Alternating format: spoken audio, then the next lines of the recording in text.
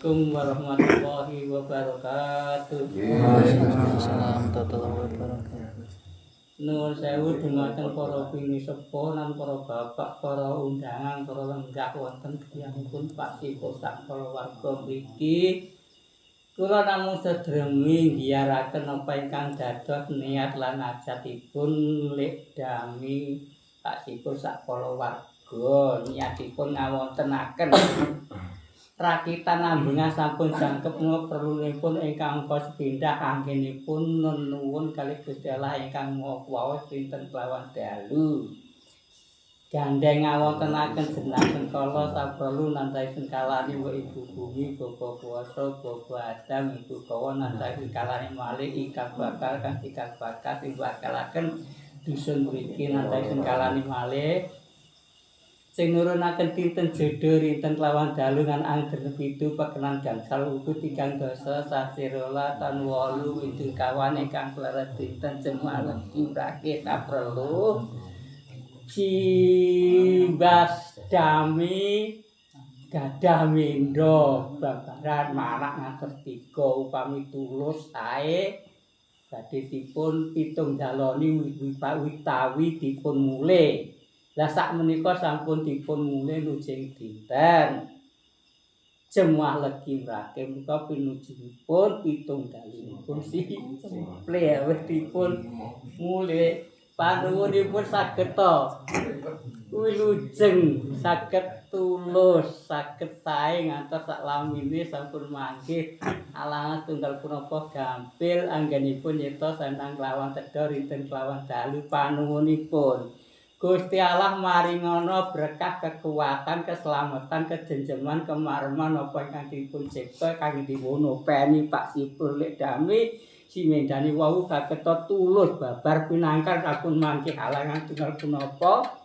gampil anggenipun sami nyeta sandang kelawan tedha rinten kelawan dalu gandeng wontenaken malih mulih metri golong sanga lan sengkala ageng lan sekul suci ulam sari lan sekul rames saperlunipun kangge mitunggalani anggenipun babaran mendanipun Lik Dami ngantos 3 witawi tulus sedaya dipun pitunggalani damelke jeneng abang. Sak menika sampun jangkep anggenipun meksanani panuwunipun. Gusti Allah maringono berkah kawilujengan.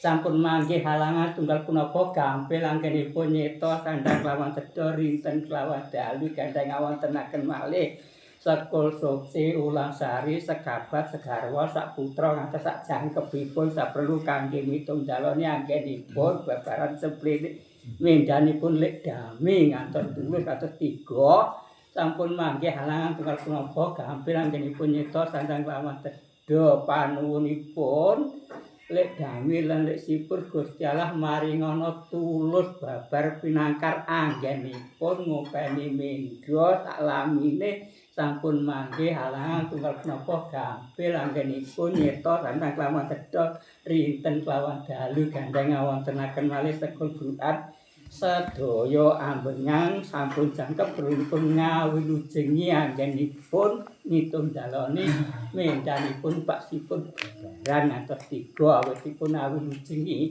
lah saged wilujeng sak entas sak nggih sampun mangke halangan tunggal punapa gampil anggenipun nyeta sandang kelawan tedha rinten kelawan dalu lan ngawilujengi malih anggenipun datengaken sanak sedereke tiyang sepuhe tangga tebalihe sami meseni anggenipun gadah